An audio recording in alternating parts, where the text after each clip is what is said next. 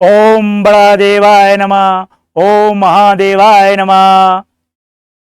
ओम द्रामकं यामहे सुगंधम पुष्टिवर्धनम उर्वारिकमं वंदना।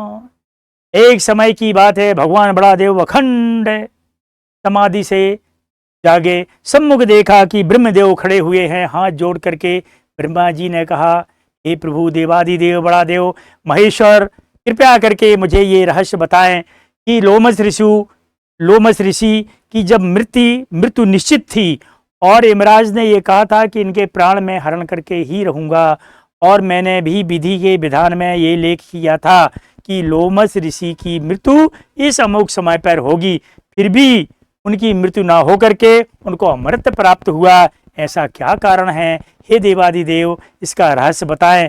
तब भगवान बड़ा देव ने कहा कि मेरा मृत्युंजय महादेव जो जप है वो समुद्र में कंठ पर्यंत जल में रह करके, और लोमस ऋषि ने इसका जाप किया और अचानक ही उनके मुंह से निकला ओम त्र्यंबकम यजामहे, और स्तुति करने लगे। तब भगवान ब्रह्मा जी ने कहा कि हे प्रभु, आप मुझे उनकी स्तुति का वर्णन बताएं, अपने दिव्य ज्ञान से मुझे याद कराएं, मुझे बताएं।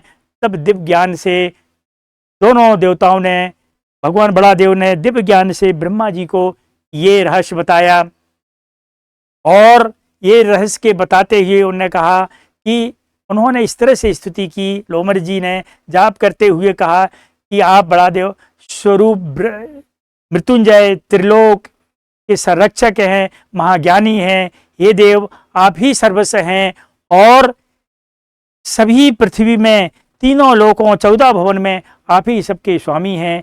देव हो, असुर हो, मनुष्य हो, गंधर्व हो, अप्सराएं हो, सिद्ध हो, विद्याधर हो तथा साध्य देव हो, अष्टवसु हो, एकादश रुद्र हो, दोनों ही अश्विनी कुमार हो, वायु हो, जल हो, पृथ्वी हो, अग्नि हो, आकाश हो, दिशाएं हो, पर्वत हो, स्थावर हो, एवं जंगम हो, आदि सभी ने आपकी कृपा से अमृत प्राप्त किया है। इस तरह से लोमस ऋषि ने जब मेरी स्तुति की और इस तरह से कहते हुए तब उनको अमृत प्राप्त हुआ। हे ब्रह्मदेव, जो निष्पाप होकर के, जो निश्चित होकर के मेरी आराधना करते हैं और मृत्युंजय का जाप करते हैं, तो निश्चित रूप से उन्हें सभी कष्टों से और सभी प्रकार की व्याधियों से छुटकारा मिलता है, और देह के भौतिक तापा, जो तुलसीदास जी ने कहा, किसी प्रकार का कोई कष्ट उस समय नहीं रहता। हे ब्रह्मदेव, जो साधक मनुष्य पवित्र होकर के मुझ में मन लगा करके और ये श्रद्धा भक्ति से मृत्युंजय स्तोत्र का पाठ श्रवण करता है या पढ़ता है या सुनता है या श्रवण करता है, तो उसको निश्चित रूप से मुक्ति मिलती है, और भय, अकाल मृत्यु जैसे चीज़ों से, अकाल मृत्यु से और किसी प्रकार की सभी व्याधियों से मुक्त हो जाता है। कलियुग केवल नाम ही आधारा, सुमर सुमर नरे उतर ही पारा।